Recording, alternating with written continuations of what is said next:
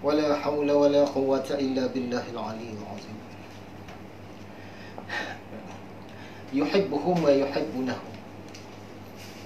Dia, yakni Allah, mencintai mereka dan mereka pun mencintainya. Surah Al-Ma'idah ayat 54. Walladzina amanu asyaddu hubban lillah.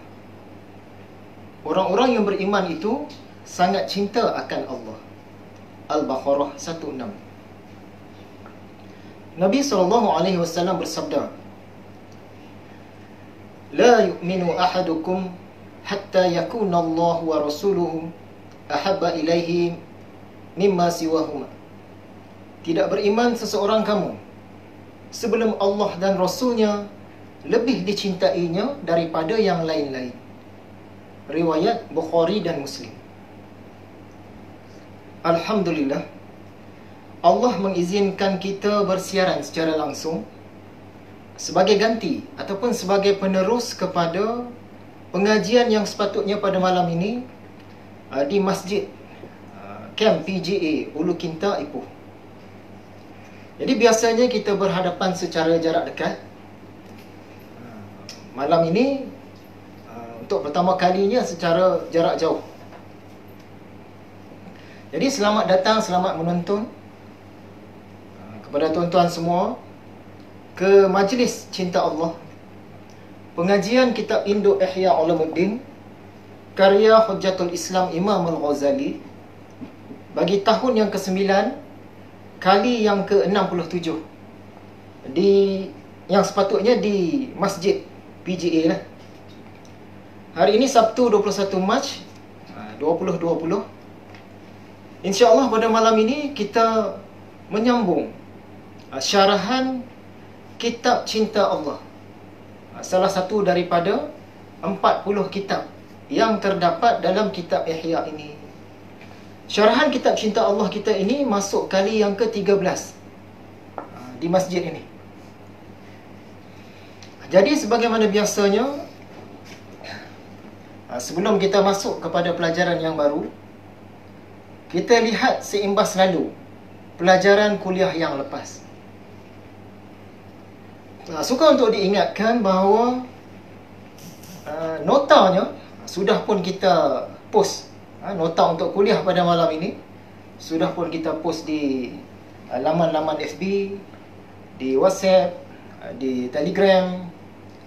Mendengar kuliah dengan nota di tangan tu tentunya lebih seronok lah.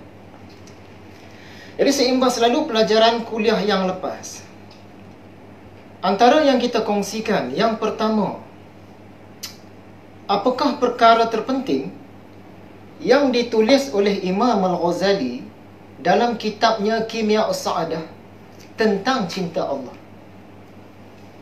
Antara yang Tuan Imam kita tulis di sana, kata dia, kecintaan kepada Allah adalah bahagian paling penting dan merupakan tujuan terakhir perbicaraan kita. Dalam ilmu tasawuf sufi tarikhah ini, inilah matlamat terakhir, matlamat terjauh, matlamat terakhir. Bolehlah kita katakan sebagai maqsidul aqsa dan maqsidul asna.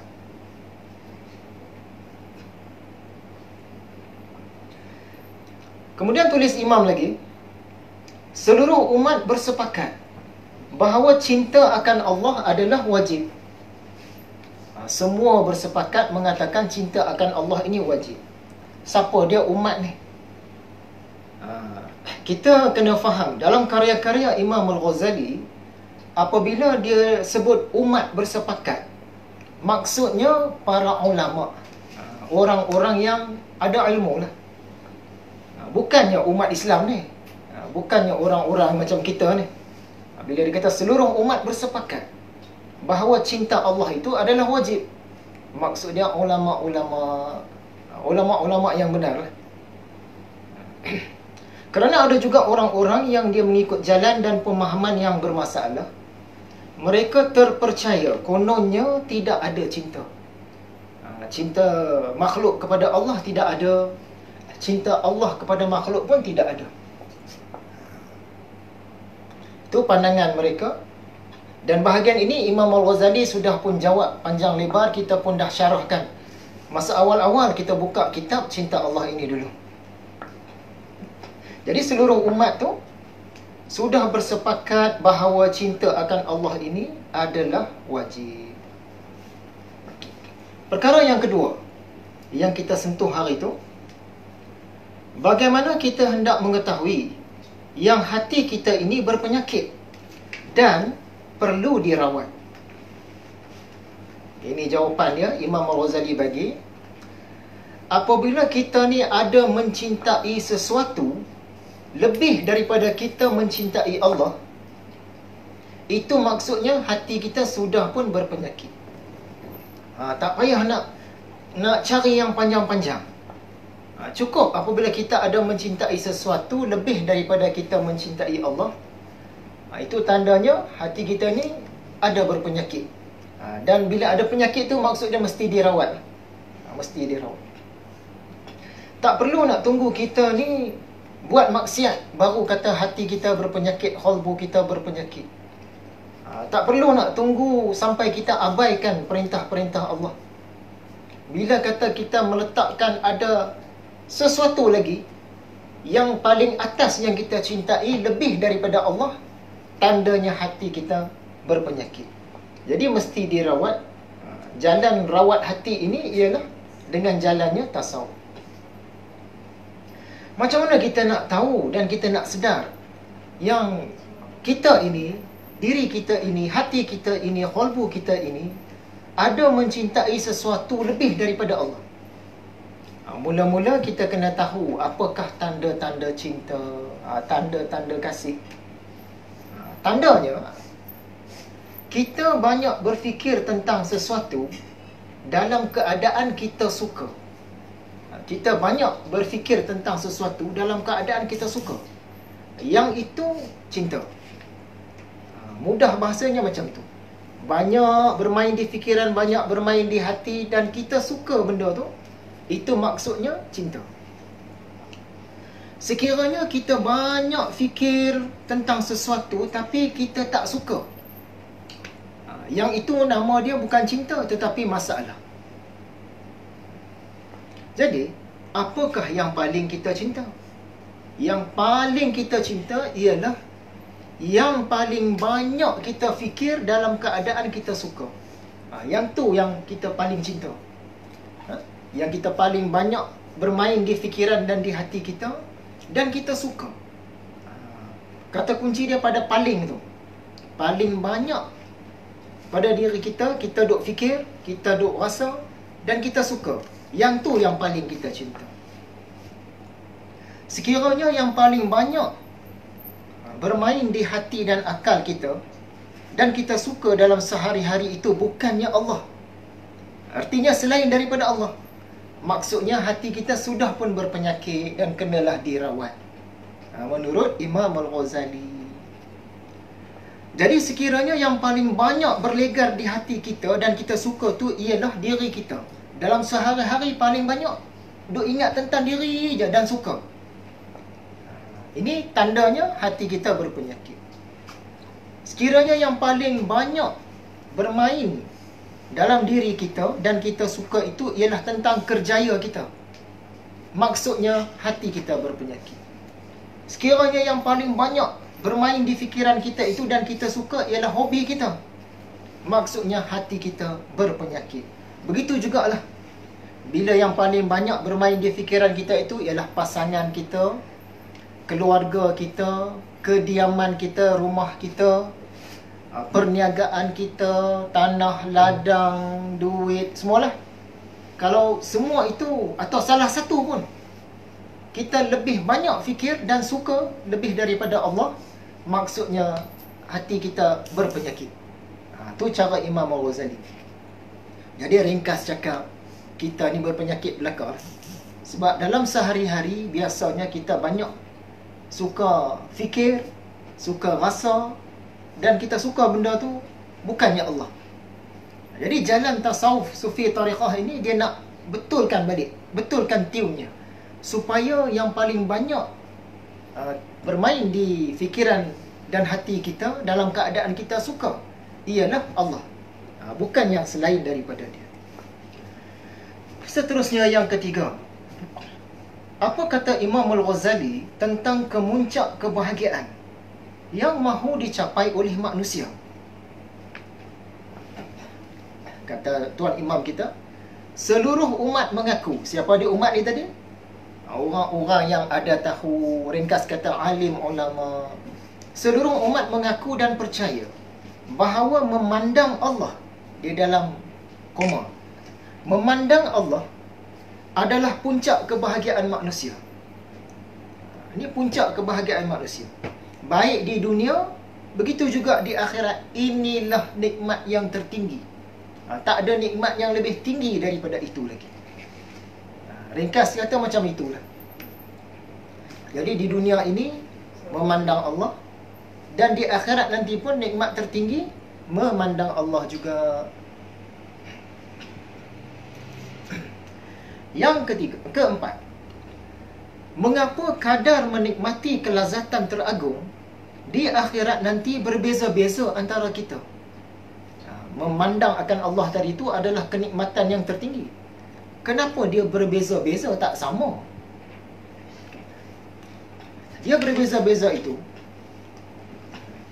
kerana ia bergantung kepada kadar makrifah dan mahabbah kita kepada Allah di dunia ini.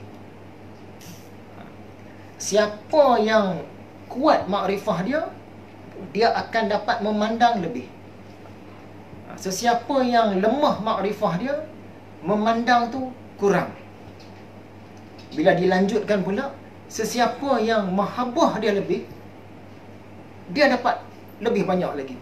Dan sesiapa yang mahabbah dia tu kurang walaupun dia makrifah.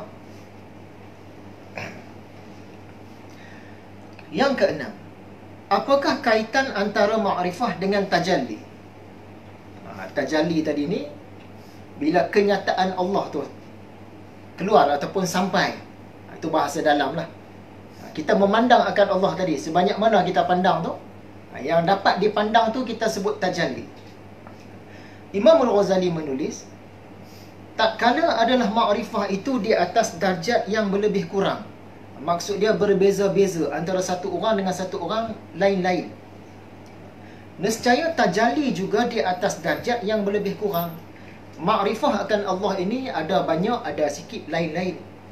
Jadi di akhirat nanti, memandang akan Allah, yakni tajalli itu tadi, pun lain-lain. Dia bergantung kepada sekuat mana kita makrifah dan sekuat mana kita mahabbah. Lagi kuat makrifah, tajalli itu lagi kuat. Kelazatan yang tertinggi di akhirat tu nanti, itu lagi kuat. Kalau lemah makrifah, kelazatan tajalli itu pun kurang. Yang ketujuh, mengapa hari akhirat dinamakan hari pembalasan? Kenapa hari akhirat ini dinamakan hari pembalasan? Kerana akhirat itu adalah tempat pembalasan pun. Memang tempat pembalasan. Semua yang kita lakukan semasa hidup ini akan dibalas di sana. Sama ada perbuatan kita baik atau perbuatan kita buruk, dibalas di sana. Dan di sana, apabila dia dibalas dengan berkali-kali ganda. Dia tak balas sama. Kalau di dunia ni kita buat kebaikan sikit, akhirat esok kebaikan yang sikit itu dibalas berkali-kali ganda. Kalau di dunia ni kita buat kejahatan sebesar bukit Uhud, akhirat esok dibalas azab dia berkali-kali ganda bukit Uhud. Buat baik dibalas berkali-kali ganda baik, buat tak baik dibalas berkali-kali ganda tak baik. Dia tak balas sama. Di dunia ini, kalau umur kita 70 tahun, kita taat dalam 70 tahun itu, di akhirat esok dibalas bukan 70 tahun, dibalas selama-lamanya. Dan kalau kita di dunia ini kita buat jahat sepanjang hidup kita 70 tahun, di akhirat esok dia tak balas 70 tahun. Sangat panjang masa dia. Sebab itu dinamakan hari pembalasan. Jika di sana kita mendapat nikmat, nikmatnya berkali-kali ganda. Jika di sana kita mendapat azab, azab dia pun berkali-kali ganda. Jika di sana kita mendapat cantik, cantiknya berkali-kali ganda. Jika di sana kita mendapat buruk hodoh sakit, buruk hodoh sakitnya berkali-kali ganda. Jika di sana kita dapat bahagia, berkali-kali ganda. Jika di sana kita dapat derita, berkali-kali ganda. Jadi semuanya dibalas, dan dibalas pula berkali-kali ganda. Tak ada balas sikit-sikit. Sebab itu dinamakan hari pembalasan. Yang ke-8, bercinta ada tanggungjawabnya. Begitu juga dengan cinta Allah. Bagaimanakah cara untuk menyelesaikan tanggungjawab cinta Allah? Jadi cerita dia begini. Bila kita ma'rifah, ma'rifah ni kenal. Ma'rifah ni kenal. Kalau alim ataupun idrak tu tahu. Kalau arif ni kenal. Kalau mahabbah ni cinta. Ma'rifah mestilah disertai dengan cinta. Tidak cukup sekadar ma'rifah tanpa cinta. Atau ma'rifah tapi kurang cinta. Cinta pula tidak cukup dengan perasaan sahaja. Kerana cinta ada tanggungjawab cinta. Apalah erti cinta tanpa diselesaikan tanggungjawabnya? Jadi makrifah tu kenal. Walau dah makrifah, tak akan cukup kalau kita tak selesaikan tuntutan makrifah. Apakah tuntutan ke atas makrifah itu? Tuntutan dia cinta. Bila kita kenal, kena cinta. Kalau kenal tapi tak mau cinta, ini akan mendatangkan masalah. Dan bila dah sampai ke peringkat cinta, cinta itu pula dia ada tanggungjawab dia. Bukan boleh cinta saja tapi tak mau buat tanggungjawab. Ibarat orang berkahwin, dia cinta akan isteri dia tapi tanggungjawab tak mau. Keselamatan rumah tak mau jaga, makan minum isteri tak mau jaga, pakaian isteri tak mau sediakan semua. Dia cuma cinta saja. Orang akan kata ni suami jenis apa ni? Memang dia cinta, tapi tanggungjawab tak diselesaikan. Ini pun tak boleh. Jadi bahagian ni panjang, kita ringkaskan. Macam mana kita nak selesaikan tanggungjawab cinta ni, tanggungjawab mahabbah? Selepas makrifah tu mahabbah, tanggungjawab mahabbah tu nak selesai macam mana? Kita ambillah contoh daripada orang-orang yang tertinggi dalam umat ini, iaitu yang biasa kita sebut R-Force, R4S. R itu ialah Rasulullah. Rasulullah mungkinlah kita kata dia luar biasa. Kita ambil bawah sikit daripada dia, iaitu 4 orang sahabat yang utama. S tu pula sahabat-sahabat besar yang lain. Jadi inilah contoh teladan yang terbaik untuk kita. Mereka ni makam yang paling tinggi dalam kalangan umat Islam. Rasulullah, 4 orang sahabat yang utama, dan sahabat-sahabat besar yang lain. Kita ikut jalan mereka itu. Ikut jalan mereka. Mereka ni orang paling makrifah. Arfos ni paling makrifah, paling mahabbah. Tak ada boleh lawan dah mereka tu. Baik Imam Ghazali ke, baik Syekh Abdul Qadir Jilani ke, dan lain-lain wali Allah pun tak terlawan ni mereka ini, Arfos ini. Jadi kita ikut yang itu. Macam mana cara mereka memenuhi tuntutan cinta? Jadi kita kajilah macam mana sirah mereka, amalan-amalan mereka, apa peranan mereka terhadap Allah, apa peranan mereka terhadap Rasulullah, apa peranan mereka terhadap agama, apa peranan mereka terhadap negara, apa peranan mereka kepada umat Islam. Mereka tu ada peranan dia. Dia bukan duduk seorang-seorang tak. Ini contoh terbaik Arfos. Tak ada boleh lawan dah Arfos ni. Jadi nak memenuhi tanggungjawab cinta ini, kita tengok orang yang paling kuat mencintai Allah dan mereka selesaikan tanggungjawab tu, iaitu R4S tadi. Yang ke-9, mengapa kelazatan memandang Allah di akhirat nanti berkali-kali ganda lebih lazat daripada memandang di dunia ini? Di dunia ini pun ada orang-orang tertentu, kena tarik dia, jalan dia boleh sampai ke peringkat memandang Allah. Itu adalah kenikmatan yang tertinggi di dunia. Tetapi di akhirat nanti lagi sedap memandang itu. Kenapa jadi macam itu? Yang pertama jawapannya macam jawapan yang tadi lah. Sebab akhirat itu hari pembalasan, dan di sana dibalas berkali-kali ganda. Kalau sini rasa lazat memandang akan Allah, memandang wajah Allah, di hari akhirat nanti berkali-kali ganda lebih lazat. Itu satu jawapan. Satu jawapan lagi yang Imam Al-Ghazali sediakan, dia jadi lazat, sangat lazat di akhirat itu nanti, kerana di sana kita tidak lagi terganggu. Tak ada apa-apa yang mengganggu kita untuk memandang wajah Allah. Di dunia ni ada gangguan. Sungguh pun kita makrifah, mahabbah paling tinggi pun masih ada gangguan. Yakni kita ada letih. Kita ada semakin lama semakin lemah, semakin tua. Kita diganggu oleh lapar. Kita diganggu oleh panas. Kita diganggu oleh penyakit. Kita terganggu oleh suasana. Kita terganggu oleh orang sekeliling. Jadi benda-benda ini mengganggu kelazatan memandang tadi itu. Macamlah kita tengok filem. Sebelum kita tengok filem tu, kita tengok trailer dia. Filem tu nak keluar lambat lagi. Trailer dia 3 minit. Kita tengok trailer pun dah seronok dah. Bayangkan bila kita tengok filem dia 1 jam 40 minit. Lagi sedap sebab dapat tengok sepenuhnya. Ringkas kata macam itulah, untuk menghampirkan kepada faham. Jadi di akhirat nanti kita memandang Allah tanpa ada lapar, tanpa ada dahaga, tanpa ada letih, tanpa ada tua. Maksudnya kita boleh tumpu sepenuhnya. Sebab itu dia menjadi berkali-kali ganda lazat. Yang ke-10, pelajaran lalu. Mengapa makrifah dan mahabbah ini mesti diusahakan sekarang? Dia kena usaha sekarang sebab masa hidup ni lah nak usaha. Bila dah masuk ke kubur tak boleh usaha dah. Di hari akhirat pun tak boleh usaha dah. Nak usaha ma'rifatullah, nak usaha mahabbah ni masa hidup ni lah. Kalau masa hidup ni kita tak usaha, tak dapat lah. Yang ke-11, maqam ma'rifah sudah.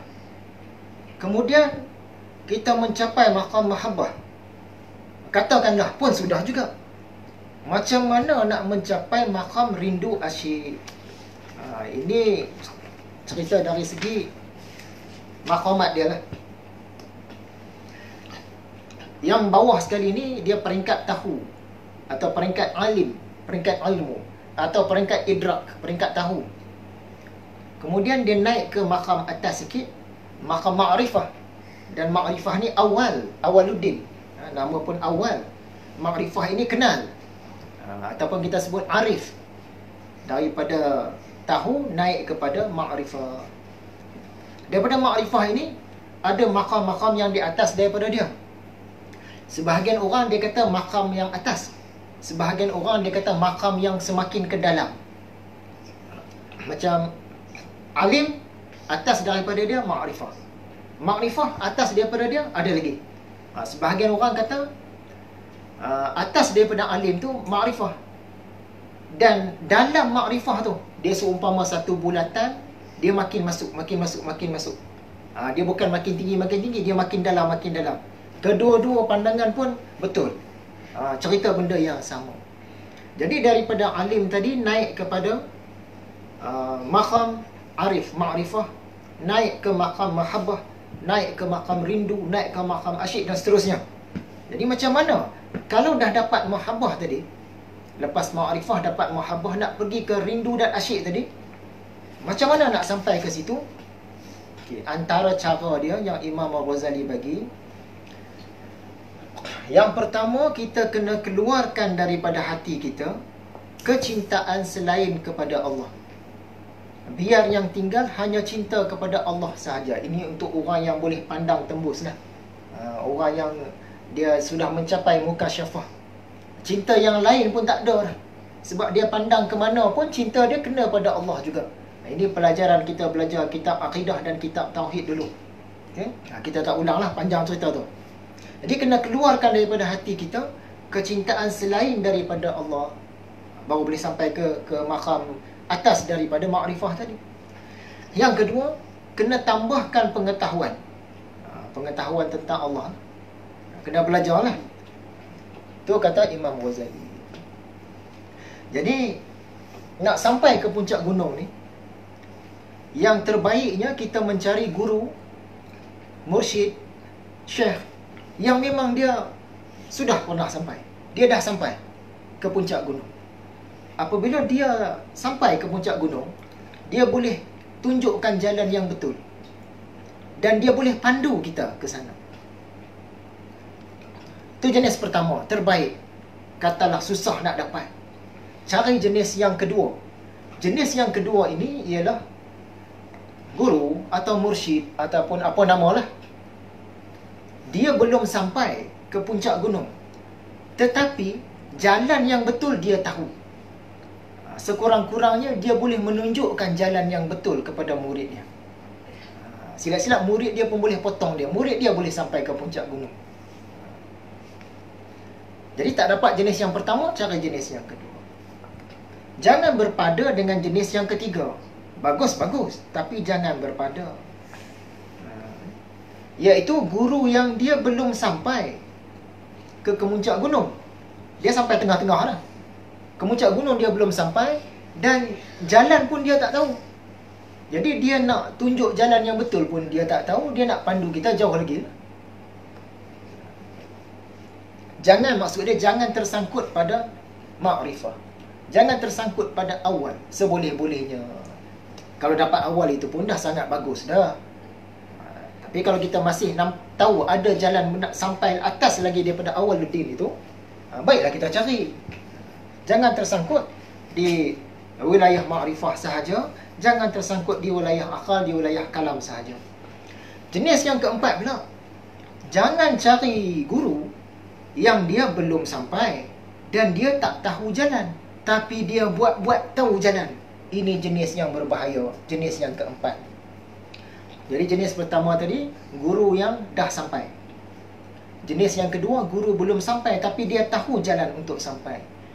Jenis yang ketiga tadi, guru belum sampai, dia tak tahu jalan nak sampai, tapi dia sedar kedudukan dia mana, dia kekal di situ saja.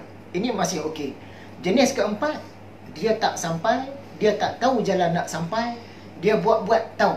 Dia tunjuk kita, ini jalan dia, ini jalan dia, ini jalan dia. Ini jenis yang berbahaya. Begitulah penonton sekalian, imbas kembali kuliah yang lepas, panjang sikit imbas kembali. Jadi sekarang nak masuklah ke pelajaran kita untuk malam ini. Jadi tuan-tuan yang ada nota itu, boleh tengok nota lah. Perkongsian untuk malam ini, kekuatan ma'rifah dan penyaksian. Sesiapa yang ma'rifahnya di dunia ini tinggi, kuat dan banyak, maka tajalli di akhirat nanti pun tinggi, kuat dan banyak, dan berkali-kali ganda, macam kita cerita tadi. Sesiapa yang makrifahnya di dunia ini rendah, dia lemah dan sedikit, maka tajalli di akhirat nanti pun akan rendah, akan lemah dan sedikit. Walau sebanyak mana jasanya kepada agama dan umat Islam, walau sebanyak mana amal-amal dia. Mahabbah pun macam tu juga. Sesiapa yang mahabbah dia di dunia ini tinggi, kuat dan banyak, akhirat esok akan dapat banyak. Sesiapa yang mahabbah dia di dunia ini sikit, lemah dan rendah, akhirat pun macam itulah juga. Dia dibalas sama dengan apa yang dia dapat di dunia ini. Apa yang kita bawa dari dunia ni ke akhirat, kita dibalas mengikut itulah, dari segi syariatnya. Dia baik makrifah ataupun mahabbah macam itu. Kaitan makrifah dan mahabbah ni macam mana? Contoh mudah untuk menghampirkan kepada faham tentang makrifah dan mahabbah. Katalah ada dua orang.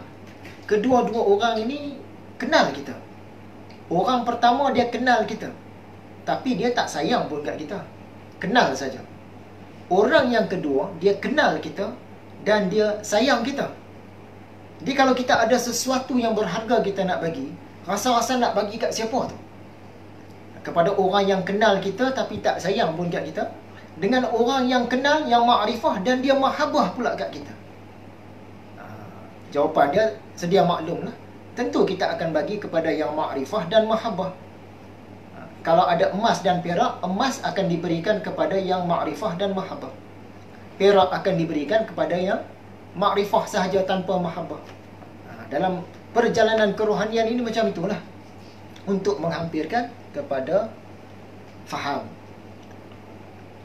Contoh lagi, untuk menghampirkan kepada faham, ibarat orang dah berkahwin suami isteri. Bila dah kahwin ni, masing-masing saling tahu akan pasangan, kemudian meningkat, saling kenal mengenal akan pasangan. Pasangan yang pertama, saling tahu, saling kenal, tapi tak cinta. Pasangan yang kedua, saling tahu, saling kenal dan saling mencinta. Yang mana rasa-rasa kita nak? Pasangan pertama ada makrifah saja, mahabbah tak ada. Pasangan yang kedua ada makrifah, ada mahabbah. Tentulah kita kalau diberi pilihan nak yang ada makrifah, ada mahabbah, untuk menghampirkan kepada faham. Sebab tu Imam Al-Ghazali dalam nota kuliah yang sebelum inilah, dia ada sebut orang yang menyangka bahawa mungkin saja untuk menikmati kebahagiaan di akhirat tanpa mencintai Allah Ta'ala, mereka sudah terlalu jauh tersesat. Kerana inti kehidupan akhirat ialah untuk sampai kepada Allah Ta'ala. Cuma kita kena faham di sini, tersesat di sini bukan maksud tersesat terkeluar daripada agama Islam ni, bukan sesat yang itu. Tersesat di sini maksudnya jalan dia tak tepat, sampainya tak cantik, tersilap laluan. Maksud dia yang tu, ya? Jadi berdasarkan kata-kata Imam Al-Ghazali ni, kita fahamlah betapa pentingnya cinta Allah ini. Sebab dia kata di sana, kita ulang, orang yang menyangka bahawa mungkin saja untuk menikmati kebahagiaan di akhirat tanpa mencintai Allah Ta'ala, sebenarnya sudah terlalu jauh tersesat. Dia tulis sampai macam itu. Kita faham-fahamlah maksud dia.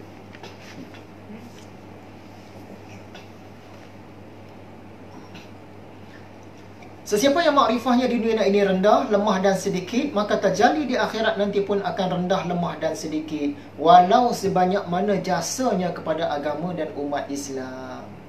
Sesiapa yang di dunia ini tidak ada makrifatullah, maka di akhirat nanti pun tidaklah mendapat tajalli Allah. Dia cerita tentang jasa, bakti, amal. Pada pandangan orang kebanyakan, biasanya nak dapat level-level tinggi di akhirat nanti, mesti banyak amal, mesti banyak jasa kepada agama dan umat Islam. Amal ibadah kena banyak-banyak-banyak, jasa dan amal kena, jasa dan bakti kepada umat Islam kena banyak-banyak-banyak. Itu yang akan meningkatkan makam-makam di akhirat nanti. Pandangan itu tidak menjauhi kebenaran, tetapi tidak tepat sebagaimana yang dikehendaki melalui jalan tasawuf ini. Antara amalan bakti kita dengan kedudukan kita, makam kita, makam tadi ini jauh lebih berperanan. Nanti kita bagi contoh untuk menghampirkan kepada faham. Antara banyak kerja dengan pangkat, mana lebih penting? Di akhirat nanti pangkat itu lebih memainkan peranan berbanding kerja. Contoh, kalau di dunia inilah, di dunia ini kita ambil contoh, kata dalam peperangan. Dalam peperangan, askar bawahan, dia dalam perang itu, dia berjaya bunuh 10 orang, dia akan dapat ganjaran daripada raja. Atas daripada dia ada panglima. Bukan panglima besar pun, panglima bawah-bawah saja. Maksudnya panglima ini dia terima arahan saja, dia pun kurang mengarah, tapi panglima lah. Ada panglima besar daripada dia lagi. Askar tadi dapat bunuh 10 orang, panglima tadi dapat bunuh seorang saja.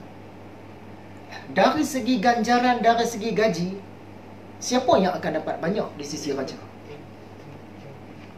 Terus jawablah. Yang akan dapat ganjaran banyak dan gaji yang lebih tinggi di sisi raja ialah panglima. Padahal yang buat kerja teruk tadi ni, askar barisan depan, dia bunuh 10 orang. Teruk lawan. Panglima tadi bunuh seorang saja. Tapi gaji dia lebih, ganjaran dia lebih, pujian kat atas dia pun lebih. Kerana apa? Kerana berbeza maqam. Kita nampak di sana. Amal yang banyak memang penting, tetapi kedudukan itu lebih penting lagi. Jadi dalam pelajaran tasawuf sufi ini, kita nak membuka hijab demi hijab supaya maqam kita ini makin naik, makin naik, makin naik. Contoh lagi, ibarat di sekolah-sekolah lah, ada tukang kebun, ada guru besar. Tukang kebun rajin, guru besar biasa-biasa saja. Tukang kebun datang pukul 7, balik pukul 4. Tapi sebab dia ni jenis rajin, daripada pukul 7 sampai pukul 4 tu, kecuali waktu rehat, penuh buat kerja tak berhenti. Tak duduk, buat kerja, buat kerja, buat kerja. Dia tambah pula lagi sebab dia rajin, orang dah balik pukul 4, dia balik pukul 6. Yang pengetua, guru besar tadi, dia jenis tak berapa rajin. Tapi dia pergi sekolah, dia selesaikan mana yang wajib-wajib untuk dia. Yang sunat-sunat untuk dia, dia tak berapa buat sangat. Jadi dia ada banyak masa rehat, masa kerja ada, masa rehat ada. Berbanding dengan tukang kebun tadi yang kerja sampai lebih masa pun kerja lagi. Jadi dari segi kerja, dari segi amal, banyak pada tukang kebun, kalah guru besar. Tapi kita tengok dari segi bayaran upahnya. Tukang kebun tadi, serajin mana pun dia, katalah gaji dia 1,400, 1,400 itulah, dia tak akan boleh menandingi gaji guru besar yang 10,000. Yang guru besar kerja biasa-biasa saja, gaji dia 10,000 juga. Kenapa nampak berbeza? Orang yang kerja teruk, kerja lebih masa, dibayar sikit. Orang yang kerja biasa-biasa, cukup-cukup masa balik dah, dapat banyak. Kerana berbeza maqam. Sebab itu mengusahakan maqam ini sangat penting. Mengusahakan banyak amalan pun sangat penting. Dua-dua kena usaha lah. Kita tengok Nabi Nuh, dia beramal, dia hidup lama, ratus-ratus tahun. Amalan dia lama, ketaatan dia lama. Nabi Muhammad SAW, dia hidup 63 tahun lebih kurang. Sikitlah nak banding dengan amal Nabi Nuh tadi, sikitlah Nabi Muhammad. Tapi kita sedia maklum, Nabi Muhammad dia akan mendapat kelazatan teragung paling banyak. Dia yang paling hak, paling dekat dengan Allah, paling muqarrabin, dia lah. Nabi Nuh tak akan terlawan dengan dia. Nak ikut dari segi kerja, dari segi amal, dari segi taat, lebih dah Nabi Nuh, 950 tahun contohnya. Nabi Muhammad sikit lah, 63 tahun. Start daripada umur 40, baru 23 tahun. Tapi kenapa Nabi Muhammad dibayar lebih, diganjar lebih? Kerana maqam di sisi Allah tu tadi. Maqam dia lain. Contohnya lagi Sayyidina Abu Bakar. Dia pun hidup lebih kurang umur 63 tahun. Nak banding dengan Tok Wan kita dulu, ada Tok Wan kita sampai 100 tahun lebih. Amal lagi lama, lagi banyak tahun lebih pada Sayyidina Abu Bakar. Tapi kita pun sedia maklum, Tok Wan kita tak akan mampu menandingi ganjaran yang diperoleh oleh Abu Bakar nanti. Sayyidina Abu Bakar dia dapat lebih banyak, berkali-kali ganda daripada Tok Wan kita. Sedangkan Tok Wan kita dari segi jumlah rakaat sembahyang lebih lagi daripada Sayyidina Abu Bakar. Kerana apa? Kerana beza maqam itu. Tu cerita dia.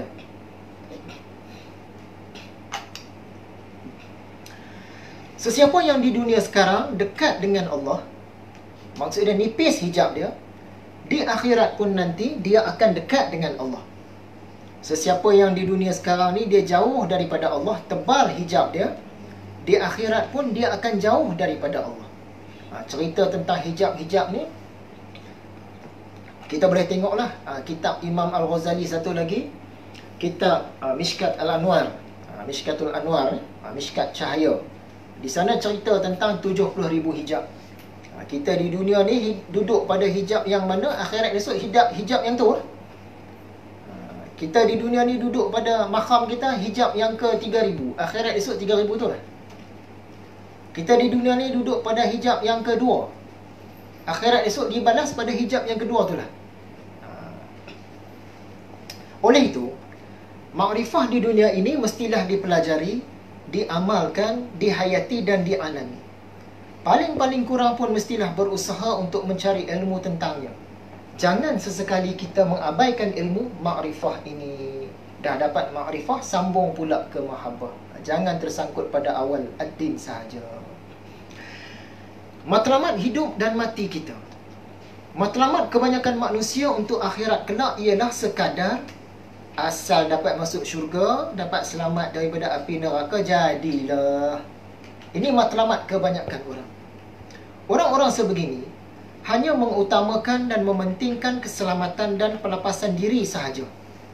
Hidup matinya sangat kurang bermatlamatkan Allah. Matlamat dia lebih kepada selamatlah daripada api neraka, masuk syurga. Yang tu matlamat dia. Bagus. Bukan kata matlamat tak bagus, matlamat yang bagus.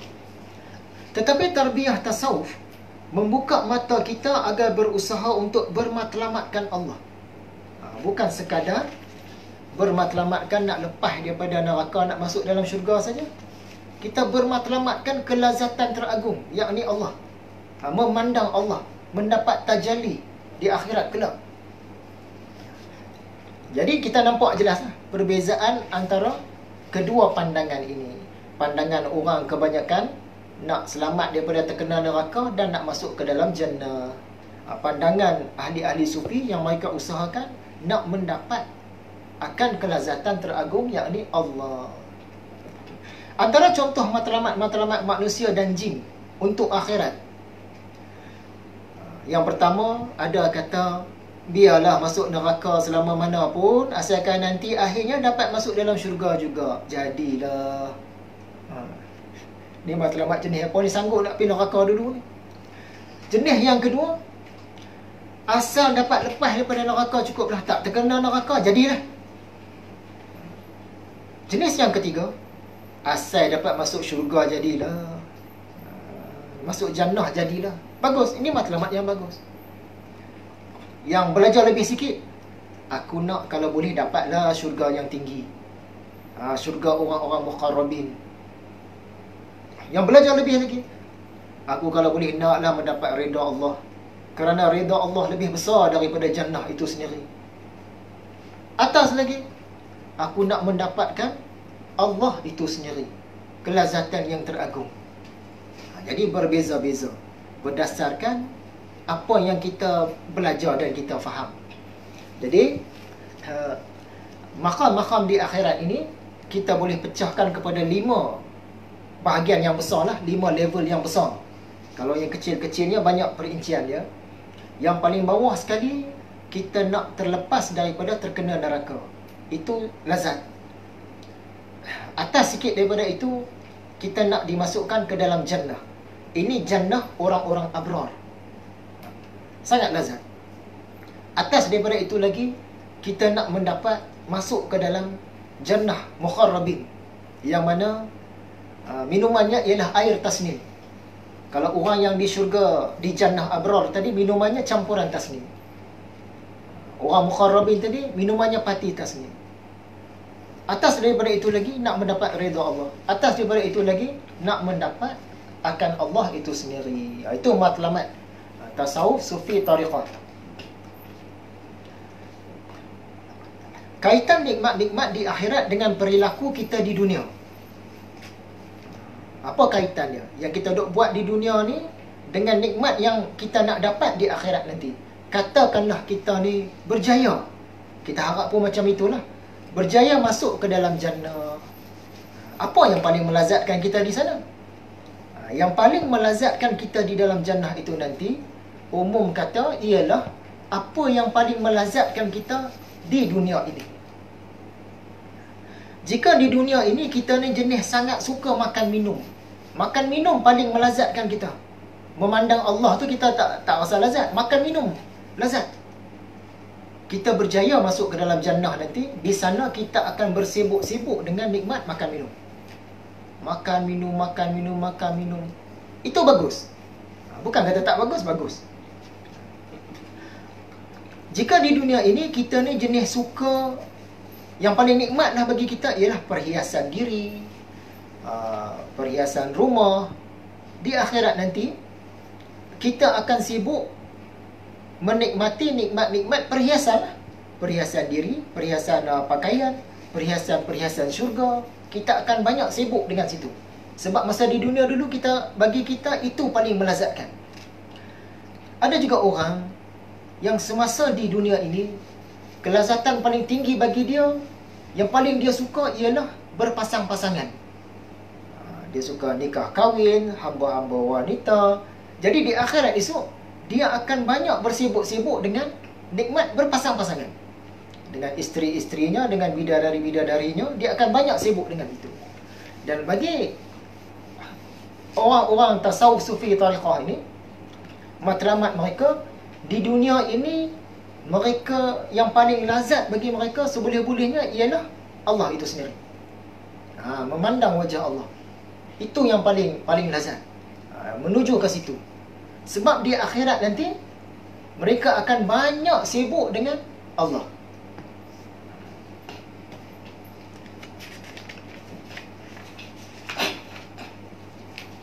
Jadi, kita boleh aturlah. Di akhirat nanti, aku cadangnya nak berlazat-lazat, nak bersibuk-sibuk dengan kenikmatan yang mana? Berpasang-pasangan kah? Makan minum kah? Istana-istana kah? Ladang-ladang kah? Ataupun dengan Allah? Kita boleh aturlah daripada sekarang bila kita dah tahu benda ini. Benih atau tunas apa yang kita tanam di dunia, ia akan menjadi pokok kita di akhirat kelak. Tamsilnya, kita tanam benih makrifat di dunia. Di dunia ni kita tanam benih makrifah, benih mahabbah ni setara mana? Kalau benih makrifah kita itu benih sekadar pokok tomato, di hari akhirat esok dia memang akan membesar sebab dibalas berkali-kali ganda. Tetapi besarnya itu besar pokok tomato lah. Daripada biji yang kecil dia jadi pokok tomato. Kalau di dunia ini kita tanam makrifah, mahabbah kita tu benih rambutan, akhirat esok dia akan sebesar pokok rambutan. Kalau di dunia ini kita tanam benih makrifah dan mahabbah, benih durian, akhirat esok sebesar pokok durian. Dia macam itulah. Jadi kita nak tanam sebesar mana? Ikut kita. Kita boleh berusaha dan boleh berikhtiar. Antara kita dengan Allah terdapat hijab yang sangat tebal. Kalau tak ada hijab, kita ni dah hancur lebur lah. Memanglah ada hijab. Di dunia ini, para ahli tasawuf berusaha gigih untuk menyingkap, untuk membuka, untuk menyelak satu demi satu hijab-hijab ini. Jadi sesiapa yang di dunia ini, hijab antara diri dia dengan Allah tu tebal, akhirat nanti tebal. Kalau di dunia ini hijab tu nipis, di akhirat nanti nipis lah. Hendak menyingkap hijab-hijab ini, ada mata pelajaran dia, ada jalan dia, ada tarik dia. Jadi orang yang tidak melalui pelajaran jalan dan tarik ini, macam mana dia nak singkap dan nak menipiskan hijab-hijab ini? Dia pun tak tahu apa benda ni, hijab-hijab semua dia tak tahu, cuma tahu hijab saja. Macam mana dia nak singkap kan? Sebab itulah pelajaran tasawuf ini sangat penting. Dalam surah Al-Ankabut ayat 64, Allah Ta'ala berfirman, maksudnya, dan sesungguhnya kampung akhirat itulah kehidupan yang sebenar jika mereka mengetahui. Jadi dunia ni sekadar trailer sahaja. Yang sebenarnya nak dapat berkali-kali ganda di akhirat. Orang yang memandang Allah di dunia ini pun sekadar trailer saja. Itu pun dah sangat lazat. Di akhirat esok baru betul. Hubungan antara cinta dan kematian. Imam Al-Ghazali menulis dalam kitabnya Ihya Ulumuddin, pada kitab Cinta Allah, setiap orang yang berkesudahan pada tingkat ini, maka ia mencintai bertemu dengan Allah Ta'ala. Ia menyukai mati dan tidak membencikannya.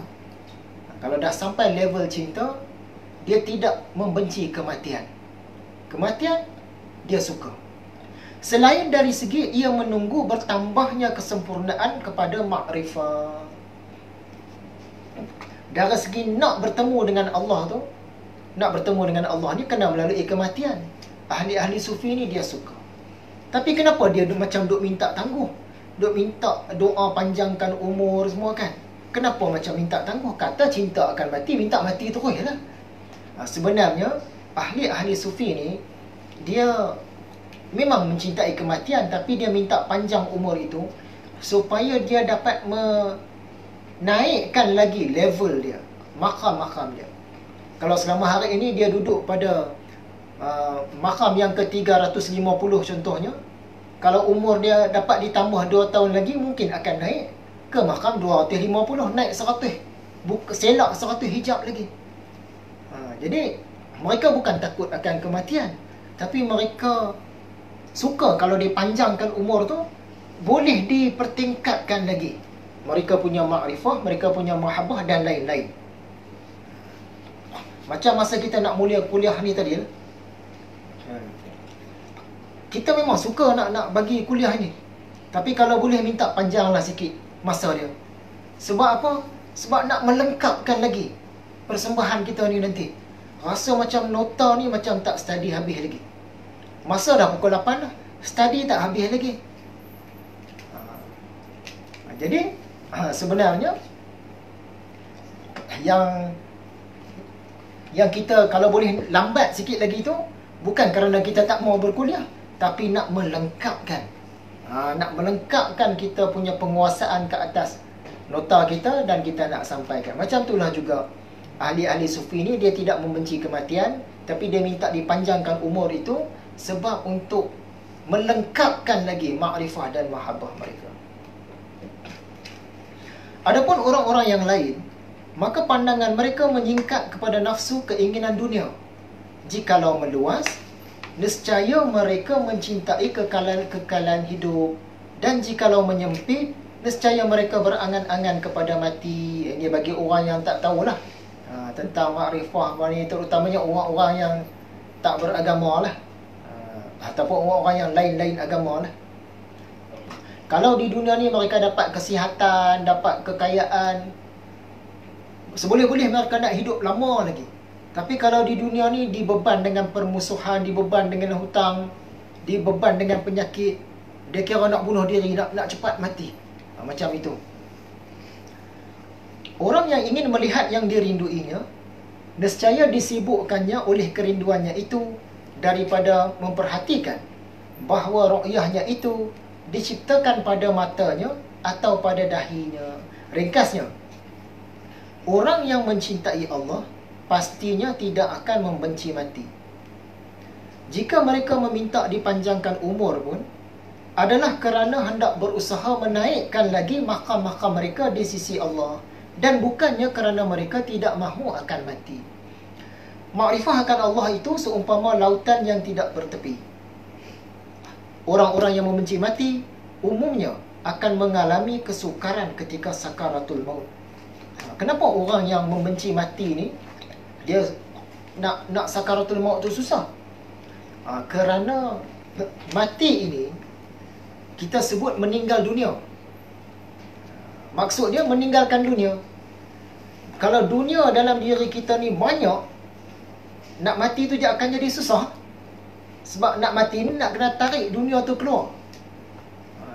Jadi nak tarik keluar dunia itu, kalau dunia di hati kita ni sikit je, mudah nak tarik dia, mudah mati. Tapi kalau dunia ni dalam diri dia tu kuat, besar, nak tarik itu susah, dia tak mau lepas. Itu yang susah mati. Okay, lagi 5 minit kita berhentilah kot. Ahli-ahli sufi mencintai mati, tetapi mengapa mereka memohon agar dipanjangkan umur dalam doa-doa mereka?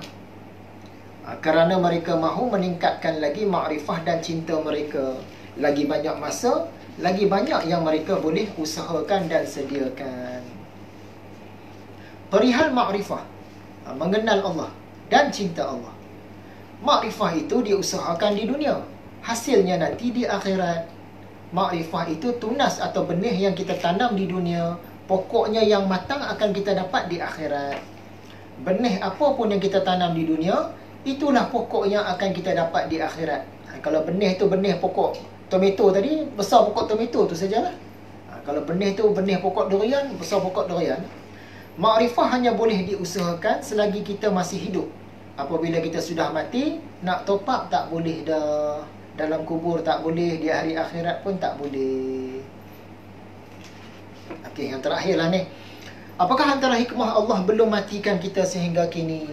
Antaranya, banyak hikmahnya. Antaranya, kerana dia mahu memberi peluang kepada kita untuk menambahkan makrifah dan cinta kita. Makrifah kita pun masih lemah, mahabbah kita pun masih lemah. Yang atas-atas daripada itu lagilah lemah. Jadi Allah masih panjangkan sampai ke hari ini, bagi peluang. Kita dapat tahu, kita boleh usaha dan kita boleh capai.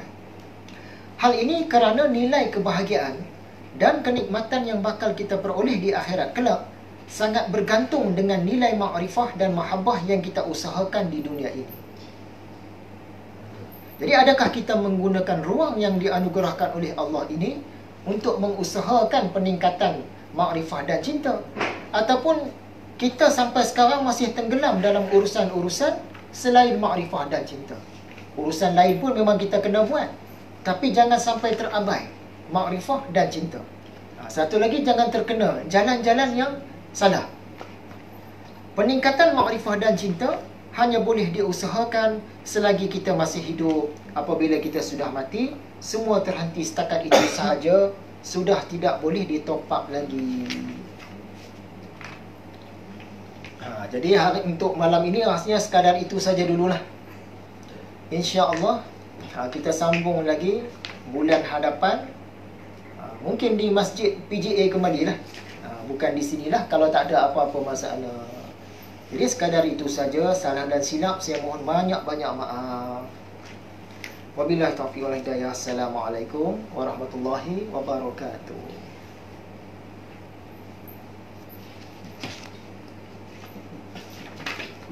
Dan yang terakhir, tadi yang terakhir lah. Yang ni terakhir yang kedua pula. Terakhir yang kedua, duduk di rumah lah. Stay at home. Bukan stay at homestay. Stay at home lah. Musim-musim virus ni kan. Wallahualam.